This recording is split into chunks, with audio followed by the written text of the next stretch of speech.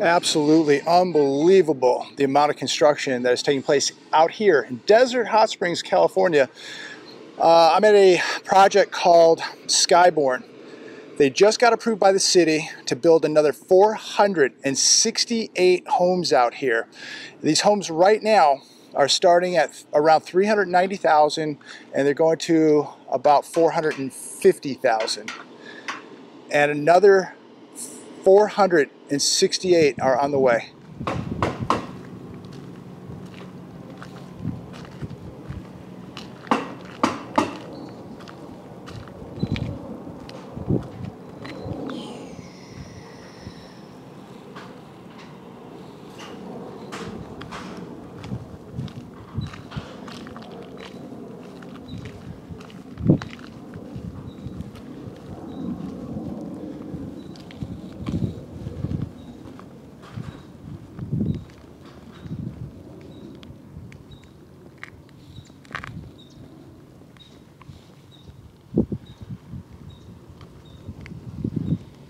So it's a beautiful, somewhat warm Saturday afternoon, and I thought I'd come up here to Desert Hot Springs and just show you what's happening here at this project called Skyborn. Now, they just got approved for another 468 homes. Now, what makes this area interesting is this place came to a standstill, an absolute ghost town after the 2008 crash. They were selling lots in here for 10 cents on the dollar, if memory serves me correct. Homes starting around $390,000, going to $450,000 right now. Now, when the new tracks get developed, I don't know what those homes will be selling for, but you know, just like many of you, I've got to be thinking, who in the world is going to be able to afford these homes as interest rates are climbing, mortgage rates are climbing, qualified buyers are shrinking, inflation is skyrocketing, wages are going down, job losses every day. We just saw 248,000 people file first-time jobless claims last week. Who in the world is going to be buying these homes? And is it going to be history repeating itself like it did back in 2008 when homes in here, kid you not, were selling for 50% off what they were originally listed for back in 05, 06. After the crash, these homes were on the market in 2010 for 50% off, maybe even more. And they say that history repeats or history rhymes. And I'm going to tell you, I think it's going to repeat here. This is unbelievable to see how much building is continuing to take place during this collapsing economy. And I don't know how it's all going to play out, other than I think these builders are going to get themselves into very, very big trouble. I think these banks are going to get themselves into very, very big trouble, but they'll probably get bailed out. Maybe the builders will get bailed out. But it's going to be the homeowner, the buyer, again, which is going to be another repeat of what we saw, that loses it all, gets their credit destroyed, loses their house. It's happening right now. But it's just another reminder of what we saw take place not that long ago. Back in 2008, and now it's this weird, crazy cycle all over again, and people are oblivious. They're ignoring history. They're ignoring the warning signs that are taking place right now. And I'll tell you, these builders, they got guts. They got guts to be doing this. But I don't know. It's just, to me, just reading yesterday that they just got approved for 468 more homes. What are people going to do for jobs out here? How are they, like, I mean, think about 8%. By the time they built these homes, most people could be paying 10% on a 30-year. Who's coming to Desert Hot Springs and paying $3,000 or $4,000? You have an HOA here, you have utilities here, you have insurance. Who's going to be paying $3,000 to $4,000 a month to live in Desert Hot Springs? I don't get it. And maybe even more. Some people may have to pay more. They may have to pay $4,000 or $5,000 a month to live in Desert Hot Springs. So comment down below, let me know your thoughts. Just wanted to get out today and check this out. Seeing is believing, ladies and gentlemen. You know, when you actually get out and walk around and observe this stuff with your own two eyes, it hits you a different way. You really begin to question what the heck is really going on, and how is this going to be sustainable, and who can afford to do this, and how big will the losses be? That is the question. The losses for the builders, the banks, the homeowners, the cities. this is going to end up being catastrophic.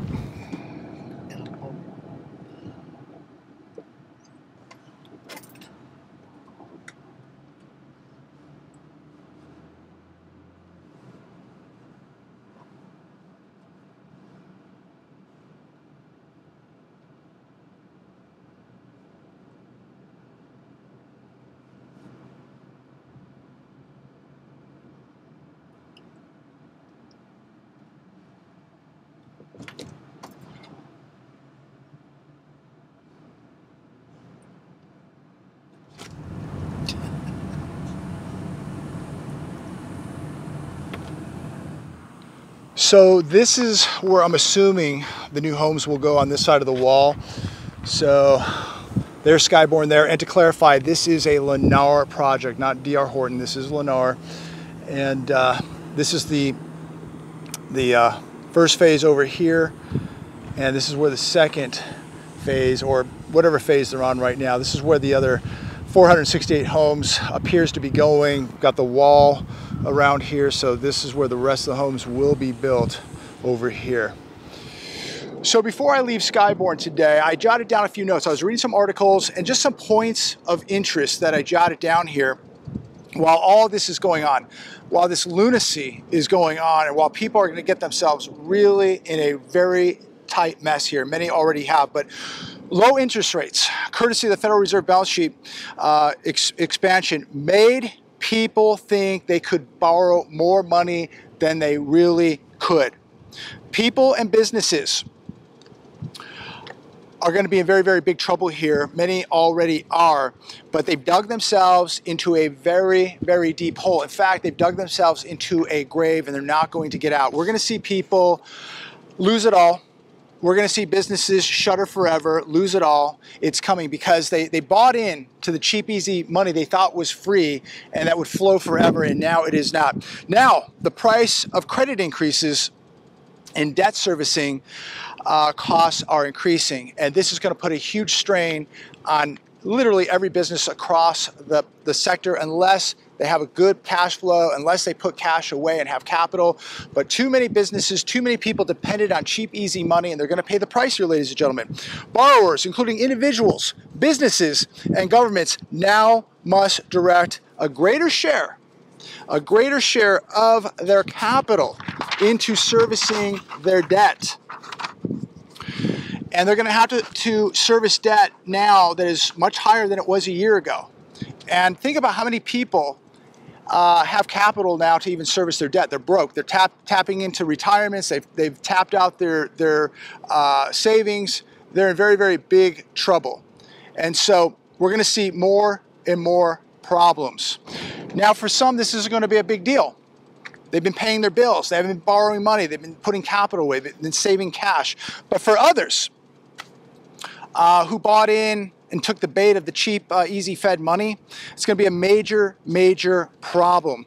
And you have people and businesses up to their eyeballs in debt right now. And the worst time to be in debt, as you and I all know, is during an economic crisis. They borrowed and spent money as if there was nothing to lose. And there were people that would write me and just argue with me that you need to borrow money. They're completely wrong. These are the people who borrowed money and thought that everything would continue to be okay, that the Fed would come rescue them, the Fed would never raise interest rates, that we would never see an economic collapse, that we'd never see any competition to the US dollar, that they were believing that the economy was good 2 or 3 years ago when it wasn't. I was filming video after video showing you all the empty buildings 3 years ago.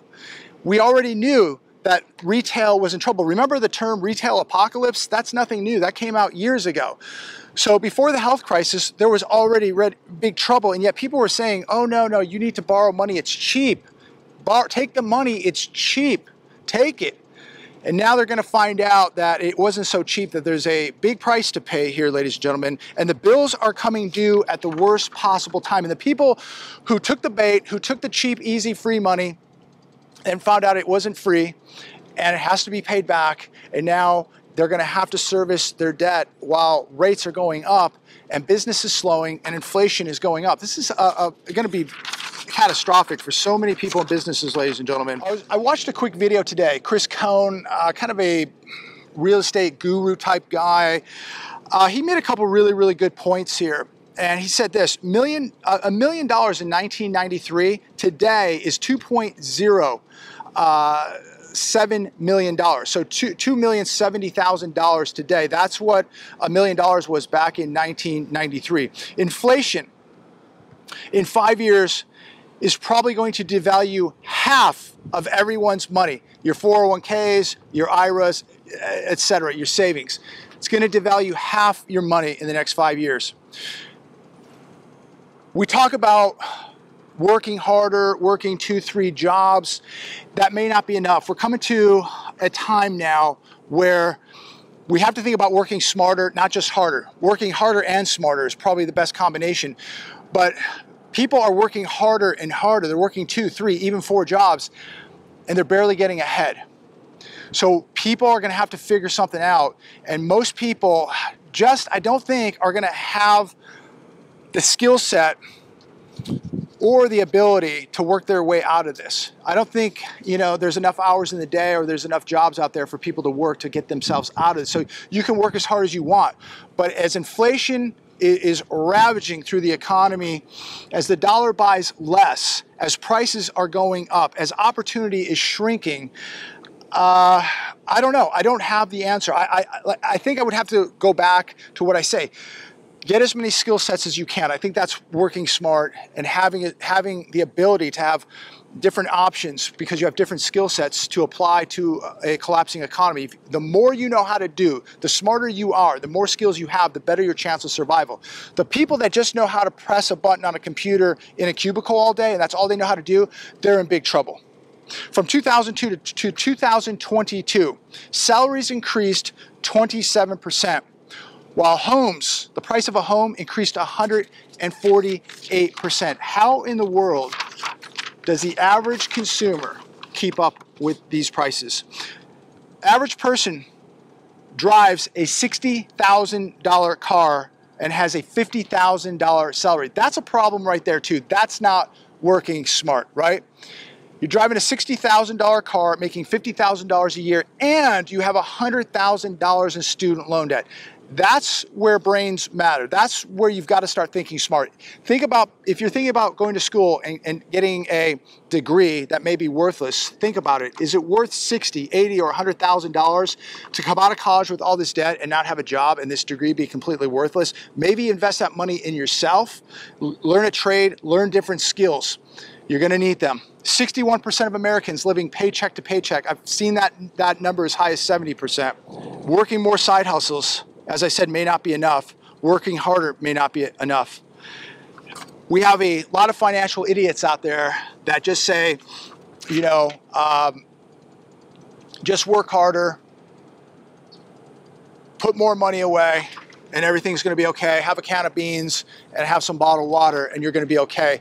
We're heading into something, ladies and gentlemen, that we've never seen before. And no matter how hard you work, it may not be enough. You've got to be completely prepared. You've got to have skill sets. You got to have a mental mindset. Think about what people are going through right now. You've got to be preparing yourself mentally. I don't think anybody really has an answer because we don't really know what we're going to be dealing with in the next 12 months as far as this economy. As people continue to lose jobs, they're not going to be able to crush inflation. They're not going to be able to stop lowering interest rates.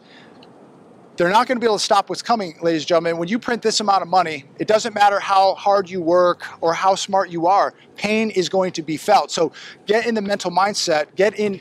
Here's some advice today that's coming to my mind. Survival. You got to learn how to survive now. It's not just working 3 or 4 jobs. It's not just a can of beans and a bottle of water. It's about getting into survival mode, having your security, knowing how to protect yourself, having barterable items, having water filtration, having emergency food, knowing how to grow food, having the ability to maybe getting out of where you're living into a smaller town, a safer area. You got to get into survival mode now. And I want to touch on this last article here today. Maui Inferno, 80 lives lost. I hear it's much, much higher than that. I hear it's 100. Some reports say it might even be 1,000. We're not being told the truth.